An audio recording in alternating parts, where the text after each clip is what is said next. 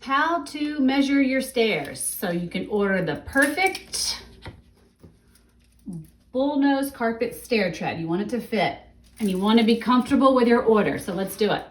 Step 1, measure from the back to the front. That's 10 inches and just look straight down. You guys don't need to wrap around like this. That'll make it too big. So if you wrap around, it's like 11 and a half, and you order an 11 and a half inch deep step, it's gonna be too long. So we really just need the back to the front, and we make this piece in-house for you guys, so don't even worry about that. So that's 10 inches this way. Next, decide how wide you want it. Take your measurement, that's 44 inches. I think about 5 inches of exposed wood would look nice on this staircase. So I'm gonna do 5 plus 5, 10.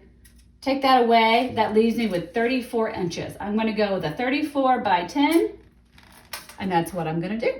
And I need 12 of them. How to measure.